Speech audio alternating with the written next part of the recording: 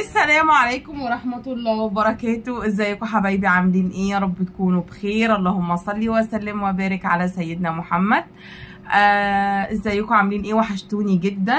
معلش لو انا كنت مقصرة في الفيديوهات الفترة الاخيرة، بس انتوا عارفين مش بحب اصور لكم حاجة غير لما يبقى عندي جديد او ان انا اكون نزلت جبت خامات. النهارده بقى ده فيديو مشتريات ان شاء الله هنعمل بيه شغل حلو مع بعض على القناة. وطبعا انا كل ما بنزل اجيب حاجه بحب ان انا اشاركها معاكم، واقول لكم كمان المكان اللي انا جبته منه الحاجات دي. ولو اي حد عنده اي استفسار يبعت لي في الكومنت او يبعت لي على حسيب اللينكات بتاعه الصفحه بتاعتي بتاعه الفيسبوك والانستجرام في الديسكريبشن، وكمان في اول تعليق مثبت على الفيديو. اللي حابب يتواصل معايا يتواصل. طبعا ما ننساش اللي لسه مش مشترك معانا في القناه يا ريت يشترك ويفعل زرار الجرس، والمشترك بالفعل يعمل شير ولايك للفيديو علشان القناه بتاعتنا تكبر بيكم. يلا بقى ندخل في الفيديو على طول. النهارده بقى معانا ايه بقى المشتريات. دلوقتي انت عايزه تعملي شنطه، ايه الحاجات اللي لازم تبقى موجوده عندك علشان ان انت تعملي شنطه؟ طبعا اول حاجه خالص هو الخرز اللي معانا ده دوت كده. خرز اسمه خرز فتافيت السكر. هو بصوا اهو، انا دايما بجيب النوع المستورد ما بجيبش المصري لان لمعته بتبقى مختلفه جدا. خلاص انا معايا اهو اللون الاسود ده. الكيس بيبقى نص كيلو. تمام. طبعا انا مش هقول السعر علشان الاسعار متغيره يوميا، فاللي هيبقى حابب يسال على اي سعر او حاجه يبعت لي في الكومنت وانا هقول له انا جبته يوم ايه ومنين وسعره كام. وفي اخر الفيديو انا هقول لكم المكان اللي انا جبته منه وان انتوا توصلوا للمكان اللي انا جبت منه الخامات النهارده ده منين. بصوا اهي ده كده شكل الخرزه، شايفين؟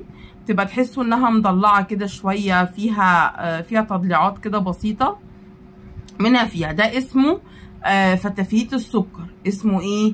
اسمه فتافيت السكر. تمام.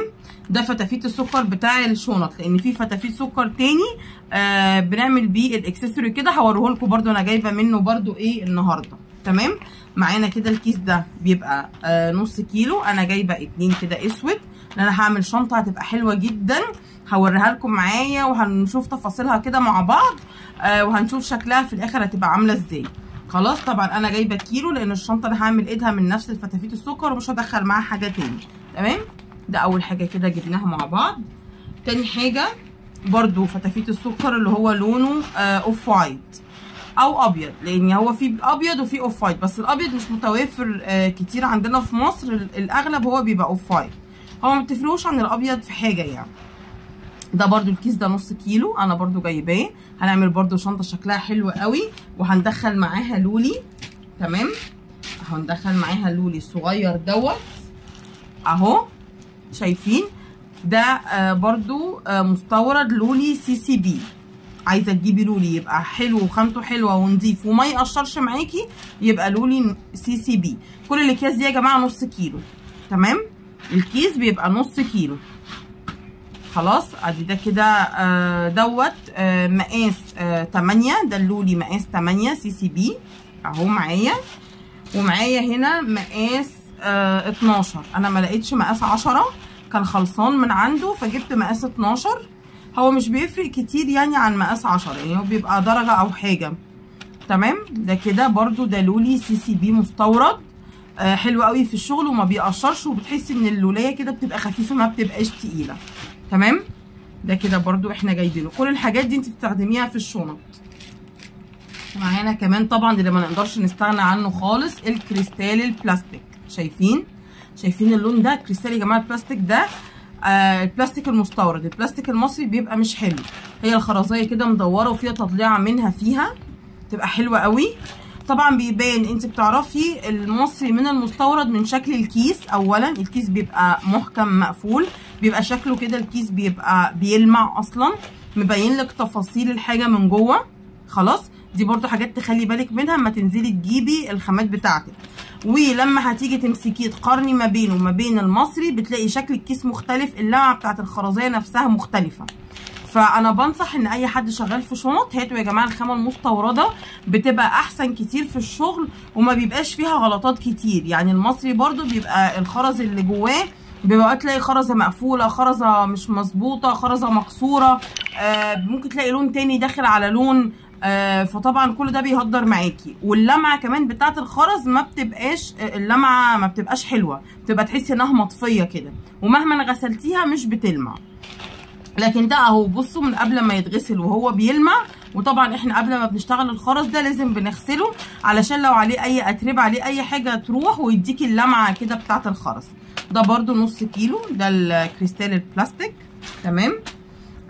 وفي هنا اهو ده برده اللي هو الخرز برده الفتافيت السكر، بس ده الحجم الاصغر، ده مقاس 12. تمام. دوت مقاس 10. خلاص ده مقاس 10 اهو. برده الكيس نص كيلو. تمام. دوت بقى انا جبت معاه ايه؟ جبت معاه فرعين لولي ازاز اسود اهو، مقاس دوت مقاس 8. جبت فرعين كده عشان انا هدخلهم مع الشنطه اللي هي ده، يعني الحجم الصغير ده هدخل معاه ده في الشنطه وفي الايد. خلاص تمام. فهيبقى شكلها حلو جدا، وهتشوفوها معايا كده لقطات منها واحنا شغالين مع بعض. ده كده حاجات الشنطه. ايه تاني مهم جدا في الشنطه ان انت تجيبيه؟ نوسع بس الحاجات دي كده. برضو الحاجه المهمه طبعا الاقفال، وقفال الشنطه، لو انت حابه تركبي لها ايد معدن تمام، مش حابه خلاص. الاقفال واللي هي الحلقه بتاعه الشنطه انا جايبه اهو، ده اللي هي سهله الفتح. تمام اهي. انا جايبه الحجم كده اللي هو ايه الوسط، في حجم اكبر من ده برضو. تمام. انا جايبه اللون السيلفر. خلاص اهي كده اهي، دي شايفين شكلها حلو قوي وشيك جدا. وطبعا المغناطيس بتاع الشنطه اللي بنقفله بيها، بصوا جامد المغناطيس، جامد اهو. الاتنين دول خلي بالكم بيتباعوا مع بعض اهو. تمام. انا برضو جايبه كل الحاجات سيلفر، ما جبتش جولد لان انا مش هدخل جولد في الشغل. لو كنت هدخل حاجه جولد في الشغل كنت جبت ايه الجولد. تمام. ده اهو كده، ده برضو مهم جدا في الشغل. وطبعا الحاجه المهمه جدا في الشنط هي ايه؟ خيط السناره. تمام. انا جايبه خيط السناره مقاس 7. انا بشتغل يا اما بمقاس 7 او مقاس 5، ما بشتغلش باقل من كده لان الخرز بتاعي كبير والفتحات بتاعته كبيره، فعلشان الشغل يمسك كويس ويبقى شادد نفسه. تمام. دي كده حاجه الشنط اللي احنا جبناها من هناك، وهقول لكم في اخر الفيديو انا جبتها منين وازاي توصلوا للمحل اللي انا جبتها بيه، واسعاره الحقيقه حلوه جدا ومتهاوده جدا. وعشان كمان بمناسبه الافتتاح بيعمل لكم خصم حلو جدا، ويعمل لكم خصم كمان لما انتوا تقولوا له ان انتوا جايين تبع القناه بتاعتي.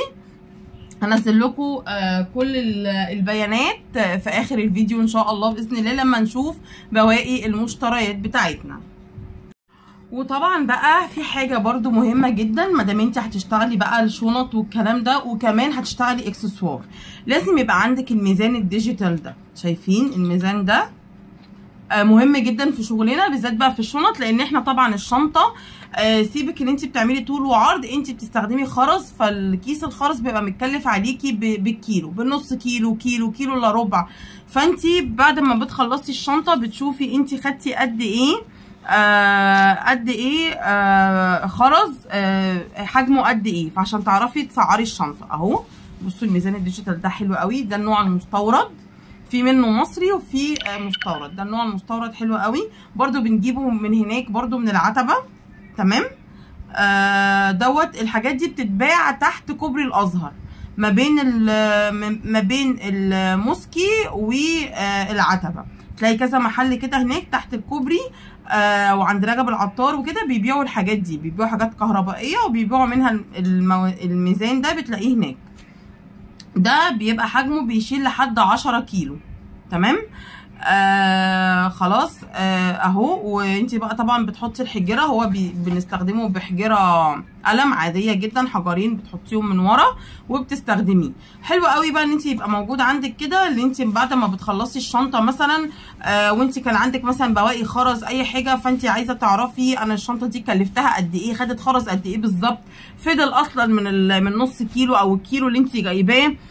طيب هتحسبيها ازاي؟ هتروحي حاطه الشنطه على الميزان وهتحسبي ان انا خدت كده خرز قد ايه وخدت خيط قد ايه برضو، لان برضو بكره الخيط دي يا جماعه بتبقى ربع كيلو، يعني بكره الخيط دي ربع كيلو، في الاكبر منها بتبقى نص كيلو، بتبقى لونها اسود، البتاع بتاعتها لونها اسود، بس انا الحقيقه ما جربتهاش.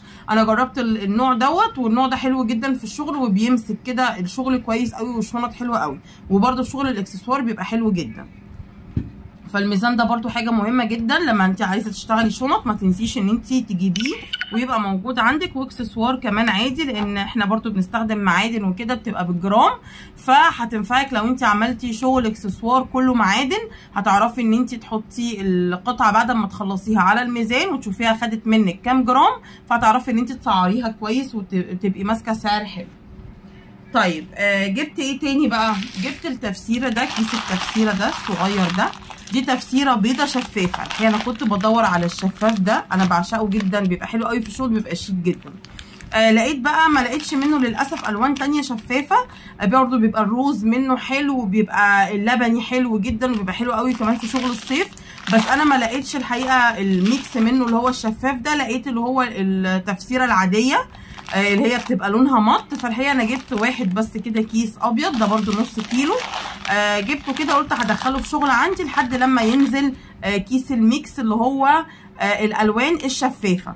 كيس الميكس ده حلو ان هو بيبقى ايه، بدل ما تجيبي كيس احمر وازرق واخضر مثلا والالوان دي كل كيس هتلاقي نفسك دفعتي مبلغ، لا لما بتجيبي كيس الميكس من التفسيره، وانا كنت قلت لكم الكلام ده قبل كده، بيبقى حلو معاكي وبتعرفي تعملي منه شغل كتير وبتطلعي منه الوان كتيره، بتتعبي شويه وانت بتنقي اللون بس بيبقى حلو، يعني الشغل منه بيبقى حلو. بس طبعا انت اساسي لو هتشتغلي تفسيره كتير لازم تجيبي لك ابيض واسود، لان هو بيبقى في الحاجات الميكس دي بيبقى قليلين قوي، فتجيبي لك مثلا كيس كده نص كيلو ابيض او والاسود، هتنسيهم بقى هيعملوا معاكي شغل كتير قوي. تمام. الخرزه الشفافه دي حلوه قوي برده، كنت جبتها برده من نفس المكان، انا كل مشترياتي يا جماعه النهارده من مكان واحد، ما روحتش كذا مكان خالص. تمام. جبت برده ايه، جبت الرابر. طبعا الرابر احنا عارفين بقى شغل الصيف وما نقدرش نستغنى خالص عن الرابر. بصوا جبت اللون ده، شايفين لون حلو قوي، لون كده كشمير، من درجه من درجات الكشمير، حلو جدا. وجبت اهو اللون الاسود منه برضو حلو، وجبت الابيض عشان الابيض كان عندي خلاص خلص، فجبت برضو فرع ابيض.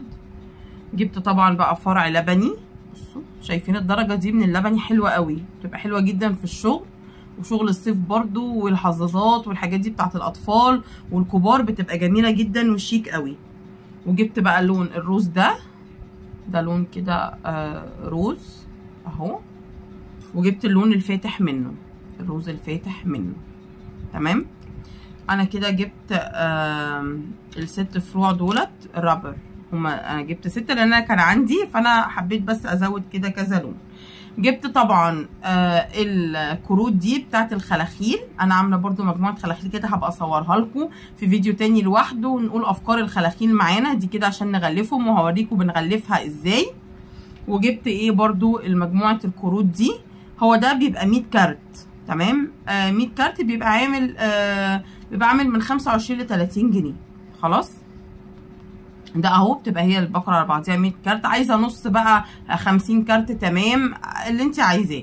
بس الحقيقه ده انت بتجيبيها وبتنسيها، بتغلفي بيها شغل كتير جدا، لما انت كده هتغلفي مثلا 100 قطعه فكتير قوي وبتقعد معاكي كتير الحقيقه. فانا ما كانش عندي بتاعه الخلاخيل وكانت بتاعه السلاسل عندي خلصانه، فحبيت اجيب الشكل ده، قلت عشان هينفع للكيس. هوريكم برضو بنغلف ازاي، اعمل لكم فيديو لوحده للتغليف ازاي تغلفوا المنتجات بتاعتكم.